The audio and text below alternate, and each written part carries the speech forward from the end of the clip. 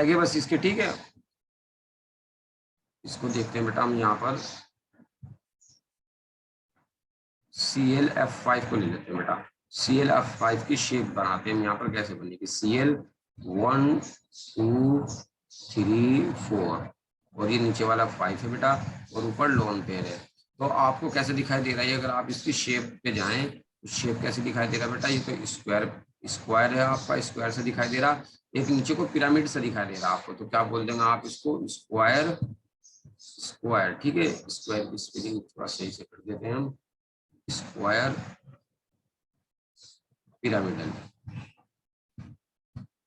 इस तरीके से बन जाएगी। ज्योमेट्री देखेंगे तो ऑक्टाहेड्रल हो जाएगी आपको, ठीक है। ऑक्टाहेड्रल क्यों हो गई आपकी ज्योमेट्री, आप समझ रहे होंगे, ऊपर वाला लोन पेयर भी काउंट हो जाएगा, तो 6 दिख जाएगा आपको, इस तरीके से ऑक्टाहेड्रल बन जाएगी। लो बना के दिखाई दे देता हूँ मैं, ये है, फिर दूसरा है, ये थर्ड है, फोर्थ है, ये फिफ्थ है और ये सिक्स है। ये ऑक्टाहेड्रल, जब भी 6 लग जाते हैं तो ऑक्टाहेड्रल बोलते हैं। लोन पेयर कितना है 1, हाइब्रिडाइजेशन नंबर कितना आएगा 6, 5 सिग्मा बॉन्ड है, एक लोन पेयर है। और हाइब्रिडाइजेशन क्या हो जाएगा बेटा इसका, sp3d2, ये बन जाएगा आपका, ठीक है। एक दो एग्जाम्पल हो रहे हैं छोटे छोटे से, फिर खत्म कर दे बेटा इसको हम। जैसे एक है आपके पास XeF4, क्या है XeF4, इसको देख लेते हैं बेटा। XeF4 को आपने कैसे बनाना है, XeF4 को, ये Xe है, एक फ्लोरीन ये रहा, एक फ्लोरीन ये रहा 2, एक ये रहा बेटा 3, एक ये रहा 4।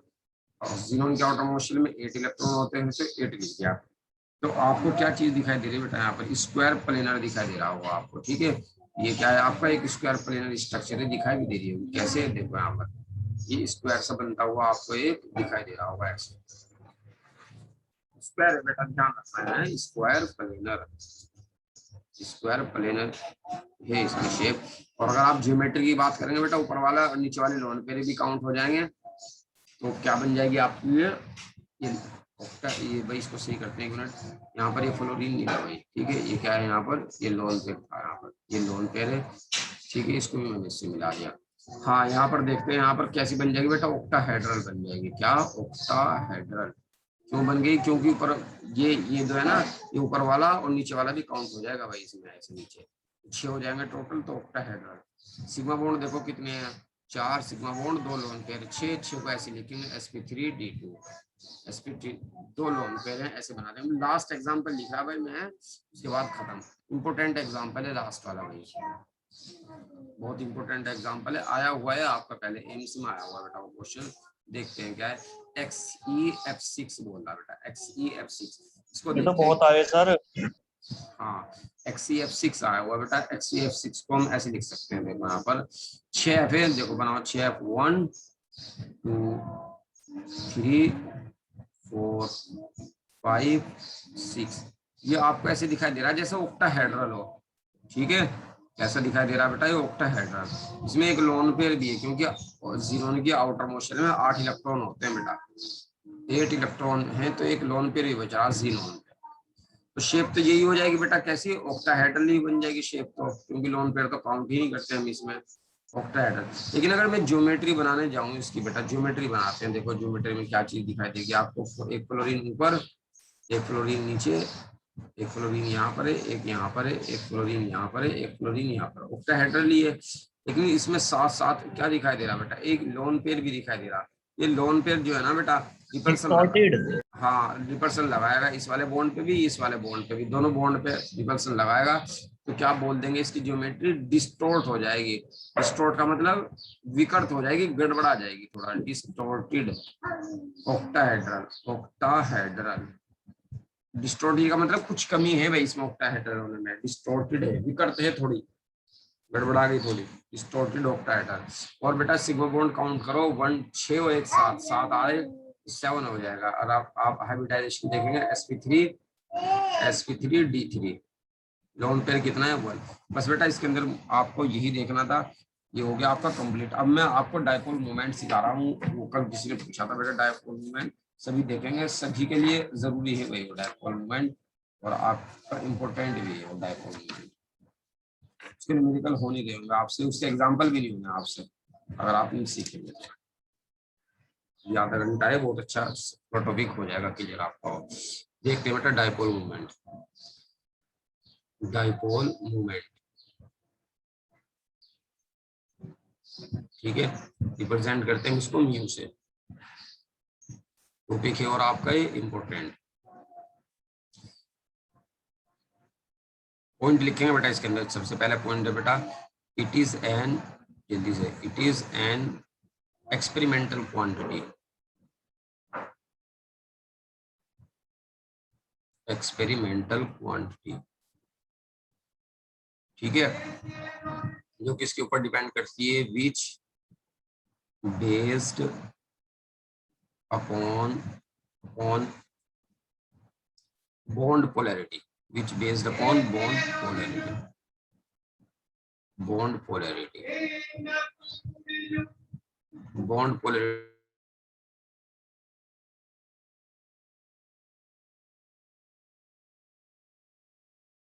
सर जी आवाज नहीं आ रही, माइक खोलो। देखो, and bond polarity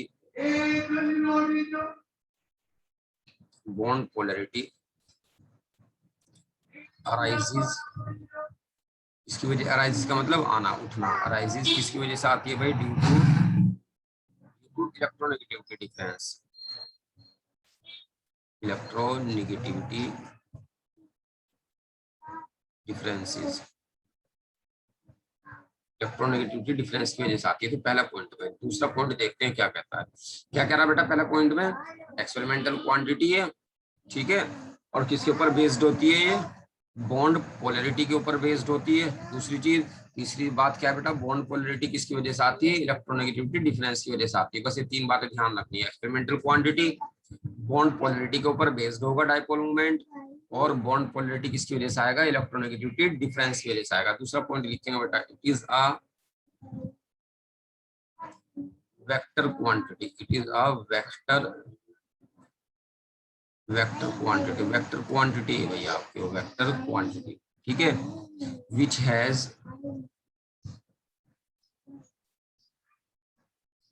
has both, दोनों होते हैं भाई इसमें। क्या होता है वेक्टर वाले में, मैग्नीट्यूड भी होता है, magnitude as well as direction. आप समझ सकते हो बेटा इस पॉइंट को, as well as direction, physics में पढ़ा होगा आपने।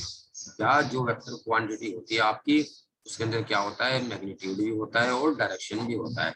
तीसरा पॉइंट देखते हैं बेटा इसके अंदर, तीसरा पॉइंट क्या कहता है, ठीक है, इट इज डिनोटेड बाई, कैसे रिप्रेजेंट करते हैं हम इसको, it is denoted by, it is denoted by arrow. ये एरो होता है बेटा इसको रिप्रेजेंट करने के लिए, इस तरीके का एरो। और क्या है बेटा, एंड इट्स डायरेक्शन, इसकी डायरेक्शन किधर की होती है, इज, कहां से होती है, is from less electronegative atom, less electronegative atom to more electronegative atom, to more electronegative atom, ऐसे लिख देंगे, ठीक है। और कहां कहां से होती है, एंड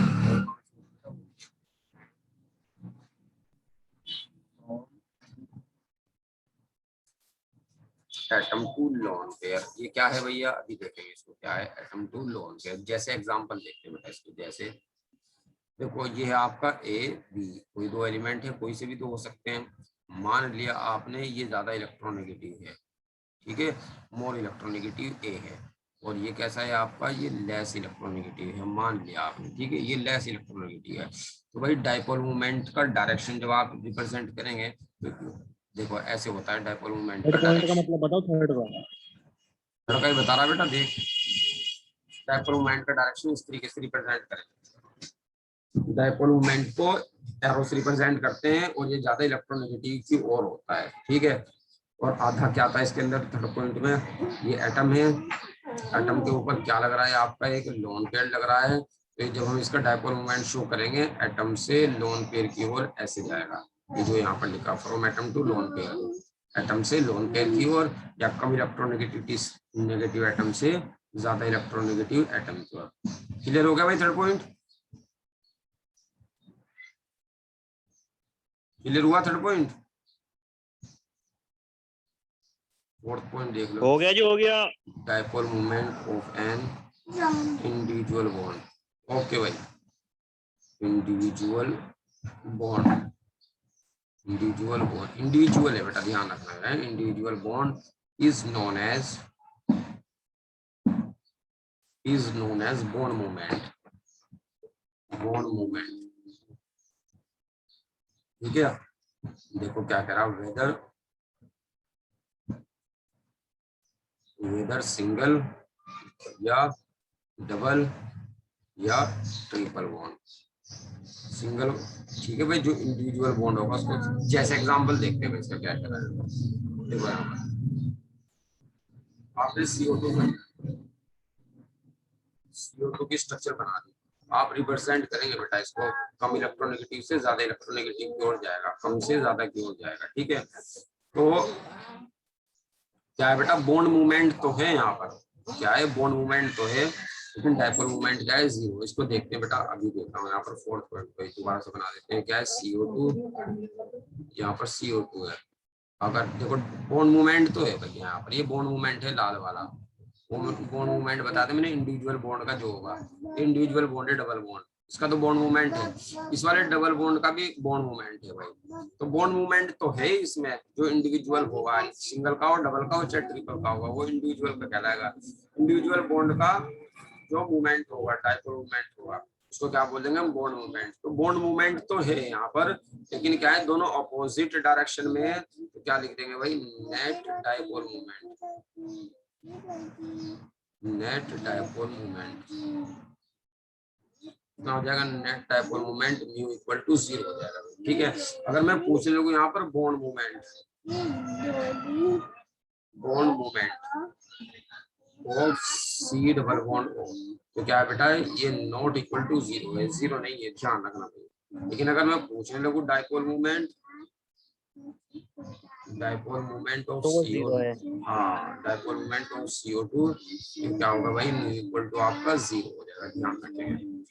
एक लास्ट पॉइंट इसमें, पांचवा formula, formula of dipole movement, ये क्या होता है भाई, इसका formula mu equal to Q into.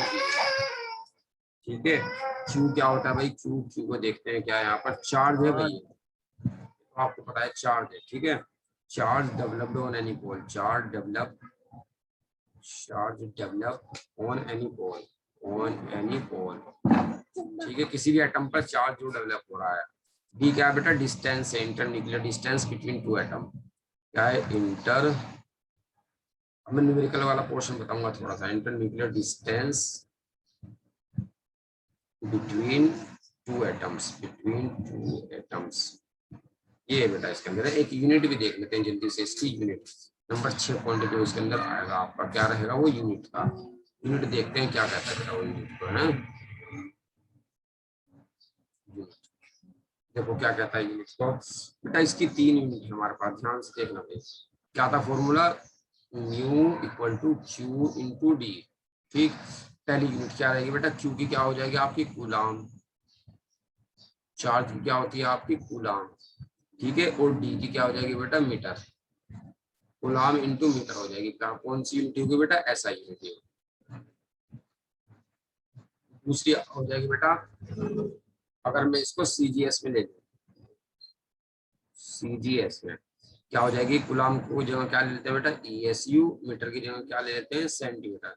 तीसरी एक और होती है बेटा, डिवाई भी आती है इसकी। ठीक है, डिवाई, वो इन दोनों का से कंबाइन रूप से बनते हैं। डिवाई कैसे बनेगी देखेंगे बेटा। ठीक है, डिवाई भी होती है। ESU की फुल फॉर्म क्या है, इलेक्ट्रोस्टेट यूनिट, क्या है, इलेक्ट्रो स्टेट यूनिट, ये है इसका मतलब, इलेक्ट्रोस्टेट यूनिट। अब एक चीज बताओ बेटा मुझे, यहाँ पे जो E होता है आपका, एक इलेक्ट्रॉन पर कितना चार्ज होता है आपको पता होगा बेटा, 1.6 10 की पावर पावर -19।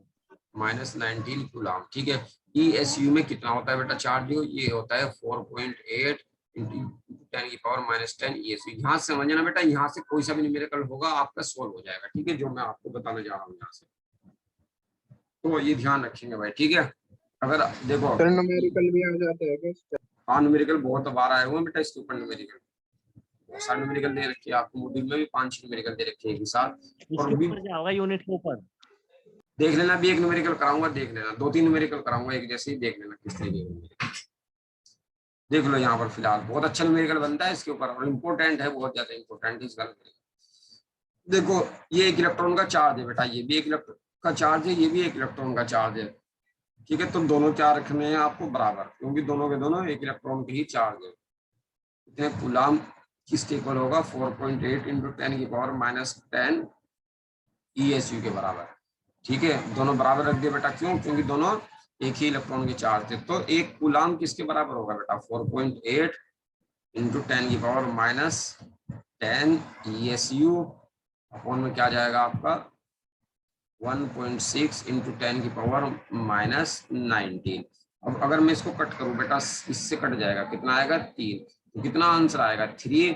19 ऊपर चला जाएगा बेटा, जब 19 ऊपर जाएगा तो 9 बचेगा, बस 10 की पावर 9। 9, ठीक है। और ये क्या बच गया आपका ESU। ध्यान रखिए 1 कूलाम किसके इक्वल होता है, 3 इंटू 10 की पावर 9 ESU। एक बात तो ये ध्यान रखनी है आपको, पहली चीज, ठीक है। ये भाई रिलेशन जरूर याद रखना आपको। दूसरा रिलेशन क्या है भाई, ये तो हमने चार्ज को बदल दिया, डिस्टेंस को लेते हैं। डिस्टेंस आपकी या तो मीटर में होगी बेटा या सेंटीमीटर में होगी, ठीक है। आपको पता है ये 1 मीटर इक्वल टू कितना होता है आपका 100 सेंटीमीटर। एक चीज और ध्यान रखनी, डायरेक्ट याद रखना बेटा, जो 1 डीवाई होता है आपका, 1 डीवाई डीवाई डीवाई डीवाई को हम 1 डी भी लिख देते हैं, 1 डी। 1 डी किसके इक्वल होता है आपका 10 की पावर -18 ESU इंटू सेंटीमीटर। ये याद रखेंगे भैया आप, ठीक है। तो इस तरीके से हमने आपको ये रिलेशन लिखवाया, जरूर याद रखना है। 1 डी इक्वल टू 10 की पावर -18 ESU इंटू सेंटीमीटर। इसका न्यूमेरिकल देख लेते हैं बेटा, है फिर इसकी थ्योरी थ्योरी थोड़ी सी भी देख लेंगे। देखो यहाँ पर इसके अंदर आपको बेटा क्या चीज निकलवाएगा, वो डिटरमाइन करवाएगा, क्या determination of percentage ionic character. ये आया हुआ है भाई कई बार क्वेश्चन आपका, परसेंटेज आयोनिक कैरेक्टर तीन मॉलिक्यूल किस तरीके से निकालेंगे आप, इसको देखते हैं। आपका परसेंटेज आयोनिक कैरेक्टर निकालना है, परसेंटेज आयोनिक कैरेक्टर क्या किस तरीके से कम करते हैं भाई। ऊपर तो आती है आपकी एक्सपेरिमेंटल या ऑब्जर्व वैल्यू, ध्यान रखना। एक्सपेरिमेंटल भी लिख सकता है वो, या ऑब्जर्व भी लिख सकता है बेटा, ऑब्जर्व म्यू, ठीक है। म्यू बोले तो डायपोल मोमेंट। नीचे क्या रहने वाला है आपका थियोरेटिकल भी बोलते हैं इसको, या इसको बेटा वो थियोरेटिकल, ये क्या बोलता है कैलकुलेटेड ही बोलता है इसको, कैलकुलेटेड म्यू आना है बेटा, ठीक है। और किसकी मल्टीप्लाई होनी है इसमें, 100 की मल्टीप्लाई होनी है। कैलकुलेट करने का फॉर्मूला ध्यान रखना बेटा, कैलकुलेशन करने का फॉर्मूला क्या है अभी जो लिखा है, इक्वल टू क्या होता है Q इंटू डी, ठीक है। Q इंटू डी ये होगा भाई आपका फॉर्मूला। जैसे एक क्वेश्चन लिख रहा हूं मैं, आप देखेंगे, देखो यहाँ पर 4 HCl मॉलिक्यूल लिखेंगे बेटा जल्दी से, 4 HCl molecule, observe dipole moment, observe dipole moment, observe dipole moment,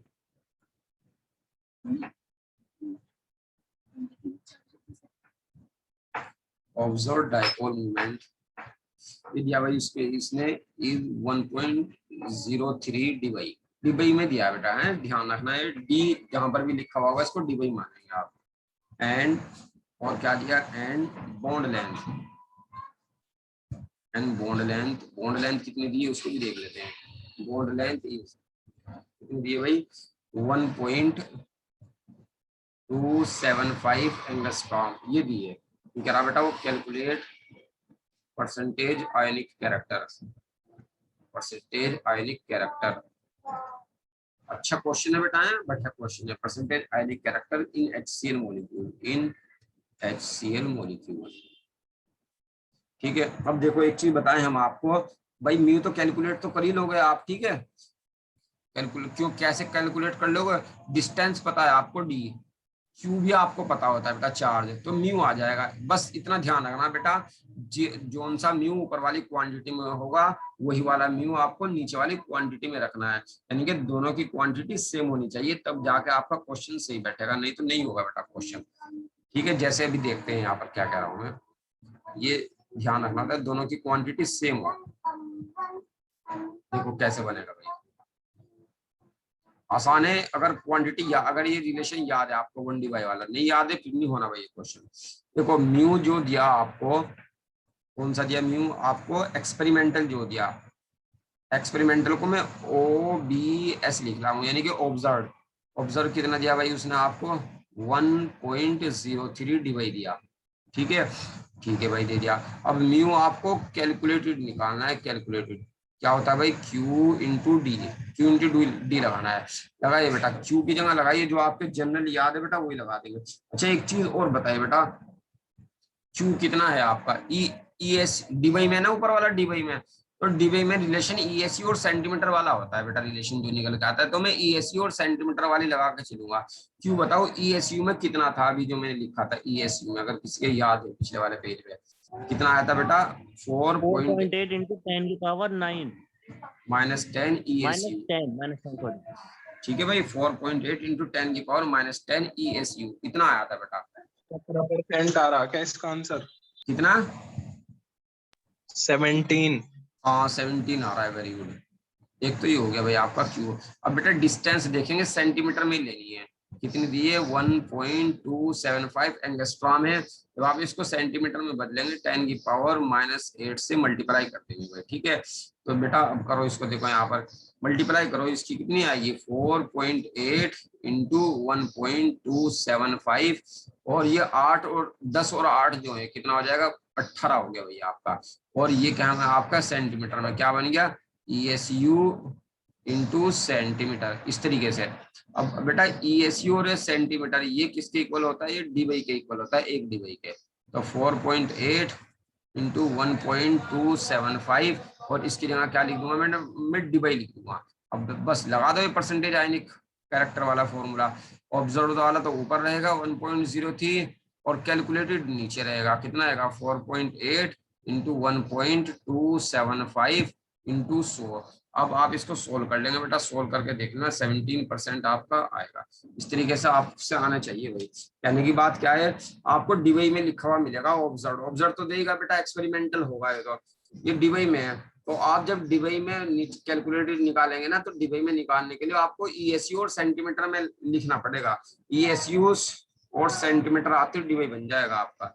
इतनी सी बात थी बस वही कहने की आपकी।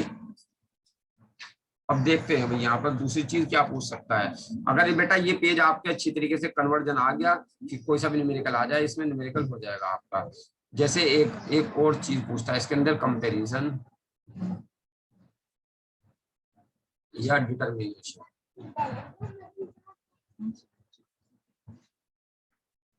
कंपैरिजन देखते हैं बेटा, कंपैरिजन ऑफ म्यू। देखो एक चीज ध्यान रखेंगे भाई, अगर आपका म्यू 0 है, ठीक है, तो कंपाउंड कैसा होगा भाई, then compound will be non polar. ये बात ध्यान रखें, कंपाउंड कैसा होगा आपका, नॉन पोलर। अगर आपका म्यू नॉट इक्वल टू 0 है, तो कंपाउंड कैसा होगा आपका, विल बी पोलर। ये भाई दो बातें ध्यान रखेंगे आप। अब एक एक करके सारे केस देखते हैं भाई, कुछ एक्सेप्शन भी आएंगे इसमें। केस वन देखते हैं, diatomic molecule, diatomic molecule. Diatomic molecule देखो, पहला है आपका होमो एटॉमिक। होमो एटॉमिक का क्या होगा बेटा, म्यू, ये क्या होंगे, they are always non polar. जब ये नॉन पोलर होंगे तो म्यू क्या होगा इनका, हमेशा 0। एग्जाम्पल देखते हैं कौन से है भाई इसके अंदर, जैसे होमो एटॉमिक, H2 हो गया, O2 हो गया, F2 हो गया, Cl2 हो गया, ठीक है, I2 हो गया, N2 हो गया, एक्सेट्रा। ये सब होमो एटॉमिक है। दूसरा देखते हैं बेटा इसके अंदर हेटेरो एटॉमिक। हेटेरोएटॉमिक भी देख लेते हैं। ये क्या होते हैं भाई हेटेरोएटॉमिक, इनका क्या होता है म्यू नॉट इक्वल टू 0 होता है। म्यू नॉट इक्वल टू 0 है तो क्या होंगे आपके पोलर होंगे। जैसे इसका एग्जांपल है आपका HF हो जाएगा, आपका HF, HCl हो जाएगा, HDR हो जाएगा और HI हो जाएगा। ठीक है, अब एक चीज और देखो बेटा, इनके अंदर क्वेश्चन पूछ लेता है डायपोल मोमेंट का। ठीक है, फॉर्मूला क्या है ध्यान से देखना भाई, mu equal to Q into D. बड़ा इंपॉर्टेंट चीज है जो मैं बताने के लिए जा रहा हूँ, ये भी क्वेश्चन आया हुआ, mu equal to Q into D. अगर आप बेटा Q का लगाएं, चार्ज के हिसाब से देखें, चार्ज के हिसाब से बताइए मुझे इसको। तो अगर मैं 1 मानूं डायपोल मोमेंट, इसका डायपोल मोमेंट 2, इसका डायपोल मोमेंट 3 और इसका डायपोल मोमेंट 4, म्यू की बात करा बेटा मैं, क्या है म्यू। तो बताइए चार्ज के अकॉर्डिंग अगर देखें तो सबसे ज्यादा किसका आएगा, 1 का, फिर 2 का, फिर 3 का आएगा और फिर 4। चार्ज के अकॉर्डिंग अगर देखें, और अगर मैं डिस्टेंस के अकॉर्डिंग देखूं डायपोल मोमेंट तो क्या बनेगा 1 2 3 4। तो डिस्टेंस फोर्थ वाले की ज्यादा है, आई वाले की ज्यादा है। लेकिन ध्यान रखना बेटा, हमने पहले भी बताया था between charge and distance, charge dominate. हाँ चार्ज क्या करता है आपका, चार्ज डोमिनेटिंग होता है, चार्ज डोमिनेंट होता है, डोमिनेटिंग फैक्टर होता है। तो म्यू जो होगा चार्ज के अकॉर्डिंग देखेंगे, चार्ज किस में ज्यादा है बेटा आपका, 1 में ज्यादा है, फिर 2 में है, फिर 3 में है, फिर 4 में है, फ्लोरिंग में ज्यादा है। ये तो केस 1 हो गया बेटा आपका। ठीक है, डायटोमिक का केस। अब पढ़ते हैं हम। हाँ बताओ बेटा क्या कह रहे हैं अजहर। सर जो आपने फॉर्मूला लिखा है हाँ हाँ mu equal to Q into D, अगर इसके हिसाब से देखें तो म्यू डायरेक्टली प्रोपोर्शनल है क्यू के, तो इसमें एचआई में ज्यादा होना चाहिए ना। इसके हिसाब से देखोगे, इसको क्यू के हिसाब से देख रहे हैं, डी के हिसाब से, दोनों के। सर चार्ज को बोल रहा है मैं, अगर म्यू डायरेक्टली प्रोपोर्शनल है इसमें फॉर्मूले में क्यू के, ठीक है, तो म्यू जिसका ज्यादा होगा चार्ज भी उस पर ज्यादा होगा, तो आपने कैसे कर रखा है। देखो अगर आप लगा रहे mu equal to Q into D लगा रहे हैं आप, ठीक है, आप या तो ये बताओ चार्ज किसका ज्यादा है, HF का ज्यादा है HI का? फ्लोरीन का चार्ज ज्यादा होगा, इसकी इलेक्ट्रोनेगेटिविटी ज्यादा होती है ना। बस यही तो पूछ रहा बस। समझ गया भाई अजहर। सर पर वो तो इसका ज्यादा है ना। चार्ज बता पहले किसका ज्यादा। सर एचआई में 4 दे रखा आपने म्यू। नंबर नंबर डाला वैसे 1 2 3 4, म्यू 1 म्यू 2 नहीं म्यू सर। 3 म्यू 4 मान ले, mu 1 mu 2 mu 2 mu 3 mu 4 मान ले, mu dash mu double dash mu triple dash mu 4 पल डैश मान ले, ऐसे मान ले। 1 2 3 4 वैसे ही दिया है, तो इसमें घूम अच्छा गया अच्छा तुम। सर ठीक है ठीक है ठीक हटा है। के दोबारा से बनाओ इसको 1 2 3 4 को। ये तो डायपोल मूवमेंट है, चौथे वाले का फोर्थ नंबर वैसी नंबर है, इसको चौथा नंबर मत मान लियो इसको। समझ गया। जी सर जी। अच्छा चलो भाई, केस 2 देखते हैं जल्दी से, क्या है केस 2। एग्जाम एक्सेप्शन भी कराने हैं इसके भाई। केस 2 देखते हैं यहाँ पर, polyatomic molecule, poly atomic molecule, इसको देख लेते हैं भाई। यहाँ पर क्या है, ये बड़ा इंपॉर्टेंट पॉइंट है भाई। यहाँ पर क्या है, if molecule is symmetric, symmetric, symmetric को हम रेगुलर भी बोल सकते हैं भाई, रेगुलर या रेगुलर। ठीक है, तब म्यू क्या होगा भाई, यहाँ पर हमेशा 0 का ध्यान रखना, हमेशा ऑलवेज। ठीक है, दूसरा पॉइंट, इफ मॉलिक्यूल इज क्या है भाई, एसिमेट्रिक, एसिमेट्रिक या इरेगुलर। ठीक है, तो म्यू क्या बैठेगा इसका, not equal to 0, not equal to 0 आएगा। और इसके केस में क्या बनेगा आपका, इसके केस में रहेगा पोलर, पोलर, और इसके केस में रहेगा आपका नॉन पोलर। बस ये बात ध्यान रखेंगे भाई। ठीक है, जैसे देख लेते हैं सारे एग्जांपल करके। एक एग्जांपल है आपका BeCl2 CO2 C2H2, इनको देख लें यहाँ पर। BeCl2 देखो, BeCl2 CO2 देखो यहाँ पर, CO2 C2H2 देखो यहाँ पर, C2H2, ये C2H2 है भैया आपका। ठीक है इसके अंदर देखो यहाँ पर डायपोल मोमेंट इसका बनाने की जरूरत नहीं है भाई हमें। मॉलिक्यूल कैसा है आपका, सिमेट्रिक। सिमेट्रिक का पता कैसे लगेगा भाई सिमेट्रिक है या नहीं है, लोन पेयर एब्सेंट होगा, ध्यान रखना। सिमेट्रिक का कैसे पता लगाओगे भाई आप, सिमेट्रिक का तो मैं लिख ही रहा हूँ यहाँ पर, no lone pair, no lone pair पहली चीज। दूसरा सराउंडिंग एटम, सराउंडिंग एटम कैसे रहेंगे, सेम। ध्यान रखना भैया, एक तो लोन पेयर ना होना चाहिए और सराउंडिंग एटम कैसे होना चाहिए, सेम। एसिमेट्रिक में क्या होगा बेटा, या तो लोन पेयर होगा या सराउंडिंग एटम कैसे होंगे, डिफरेंट। इससे पहचान होगा अब सिमेट्रिक या एसिमेट्रिक को। तो सराउंडिंग एटम सेम है भाई, तो इसका म्यू कितना हो जाएगा, 0। इसमें भी सराउंडिंग एटम सेम है 0, इसमें भी सराउंडिंग एटम सेम है, तो इसका भी कितना हो जाएगा आपका 0। और चाहे तो आप इस तरीके से भी चेक कर सकते हैं, इस तरीके से कैंसिल हो जाएंगे भाई एक दूसरे से। और ये दो बातें ध्यान रखना भाई जो मैंने लिखे यहाँ पर। जैसे दूसरा एग्जाम्पल देखते हैं हम यहाँ पर, ये तो आपका एग्जाम्पल था भैया आपका AB2 वाला, AB2 वाला एग्जाम्पल। AB3 वाला देख लेते हैं जल्दी से, AB3 वाला ये लिख दिया मैंने यहाँ पर, BF3 लिख दिया, ठीक है। और BCl3 भी हो सकता है, BCl3, BI3 कुछ भी लिख सकते हैं। BF3 को बनाओ जल्दी से यहाँ पर, BCl3। चलो B, देखो बोरॉन के पास ना तो लोन पेयर है, ठीक है, ना तो लोन पेयर है, ये ना लोन पेयर है, और सराउंडिंग एटम कैसे है, सेम। इसका भी म्यू क्या होगा यहाँ पर, 0 होगा। ध्यान रखेंगे भाई इस तरीके से। जैसे और देख लेते हैं बेटा यहाँ पर हम थर्ड वाला एग्जांपल, AB4 वाला देख लेते हैं यहाँ पर। एक मिनट पीछे कर दे स्लाइड, जल्दी कर ले, टाइम हो रहा फिर क्लास में नहीं हुई। म्यू कितना रहेगा भाई इसका, 0। क्यों आया 0 इसका भाई, बताएगा कोई म्यू 0 क्यों आया? सर जी लोन पेयर भी नहीं है, सारे के सारे सेम है सराउंडिंग वाले बस। सिमेट्रिक है एटम। ठीक है, सिमेट्री है भाई। जैसे जैसे CH4 का, CH4 का बता दो भाई जल्दी से कितना आएगा। CH4 का भी 0। ठीक है, 0। CH4 CF4 या CCF4 में कितना हो जाएगा भाई, सबके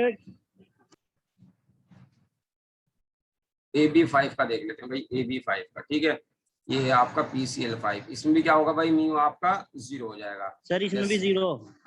जैसे AB6 का देख लेते हैं, AB6 में कौन आएगा आपका, SF6 या 0। SEF6, इसमें भी म्यू कितना रहने वाला है आपका, 0 रहने वाला है। इस तरीके से देखेंगे। जैसे AB7 का देख लेते हैं, ठीक है, एग्जाम्पल हमारे पास IF7, इसमें भी क्या रहेगा म्यू बेटा यहाँ पर 0 रहेगा। तो केस 1 तो पूरा हो गया आपका। केस 2 देख लेते हैं जल्दी से यहाँ पर। केस 2 इंपॉर्टेंट है भाई, केस 2 से ही आपका क्वेश्चन बनेगा, ध्यान रखना होगा।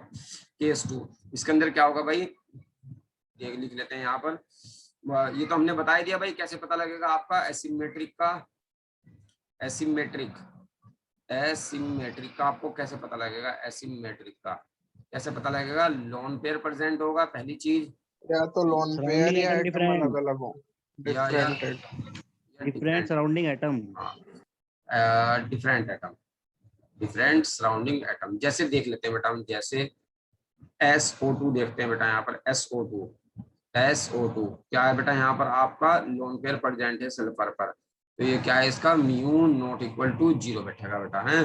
जैसे O3 का देख लेते हैं यहाँ पर।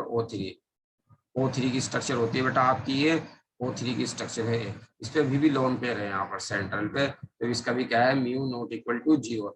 NH3 का देख लेते हैं यहाँ पर, ये NH3 है, NH3 पे भी क्या है, एक लोन पेयर, तो इसका भी म्यू क्या है, नॉट इक्वल टू 0।